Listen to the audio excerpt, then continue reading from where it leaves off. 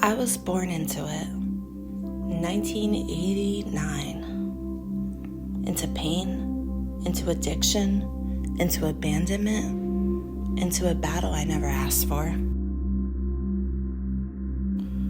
I came into this world going through withdrawal, from drugs that I never chose. From the moment I took my first breath, I was unwanted by man.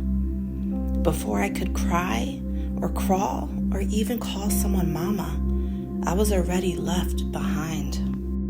And I didn't know it at the time, but that rejection branded me.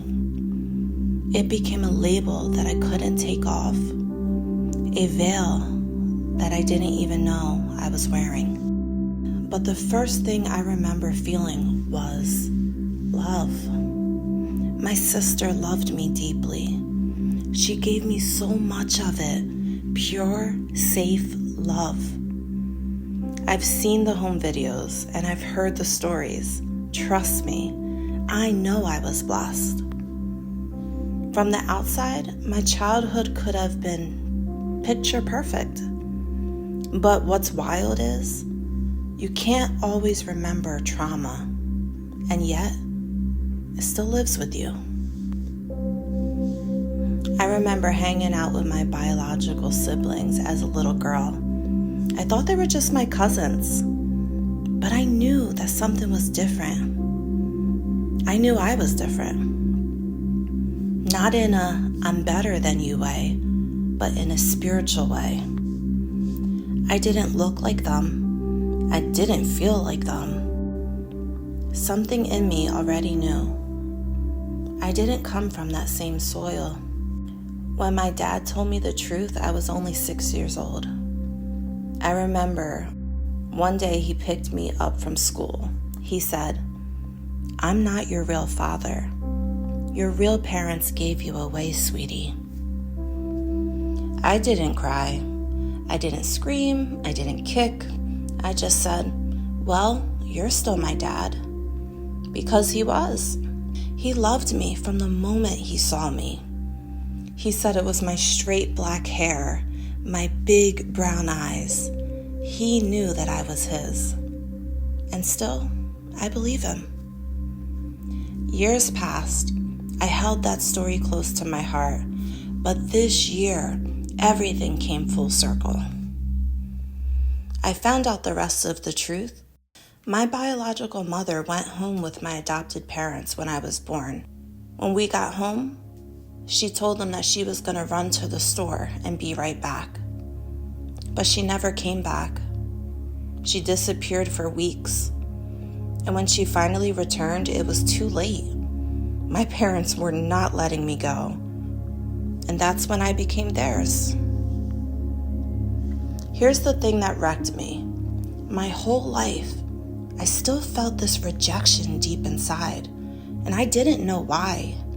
I had love, I had family, I had safety, I had security.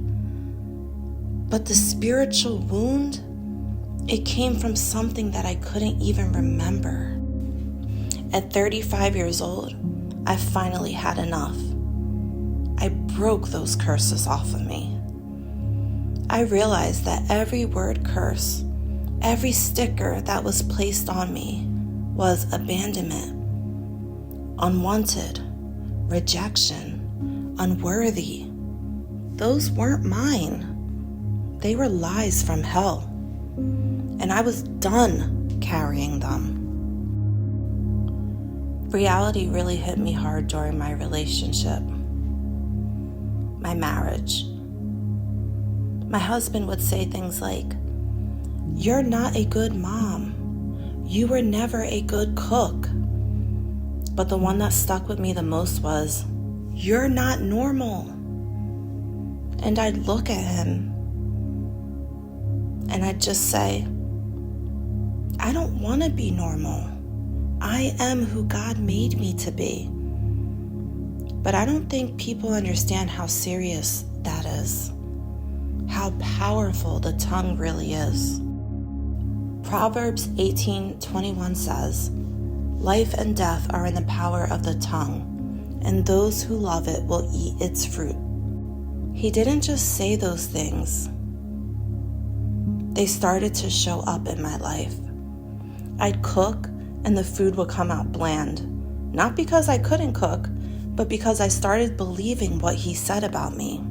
And I almost believed the lie until God reminded me of every friend who asked for my recipes, of every compliment I got on my favorite dishes that I would cook, and every time that I felt joy in the kitchen.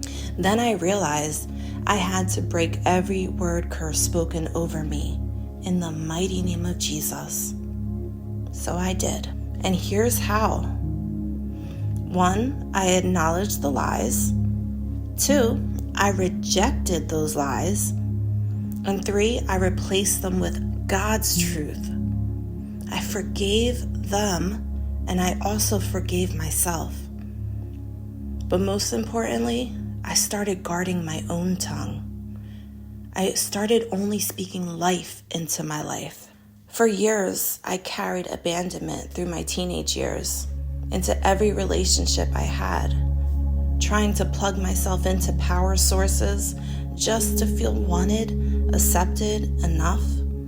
But they weren't God. They were people, and people fail. Each one of them took a piece of me until finally I met the man that I thought was different, my husband. The one I believed was God ordained. But still, I brought every wound with me, and I bled all over him. It wasn't until we sadly separated that I realized I had never truly healed, because I never dealt with those labels. Unwanted? That wasn't true. So why did I have that label on me? But here's what the enemy didn't see coming. God already had called me by name before I was even in my mother's womb. I wasn't unwanted. I was heaven sent. I wasn't rejected. I was set apart. I wasn't forgotten. I was known. Every word curse that was ever spoken over me, every label, every lie, every spiritual assignment meant to destroy me, it is broken in the name of Jesus. It is broken. Now I speak life over myself, over my family, over my purpose, and now I declare things like, I am loved, I am chosen, I am whole, I am fearfully and wonderfully made, I am redeemed, I am free, I am God's masterpiece.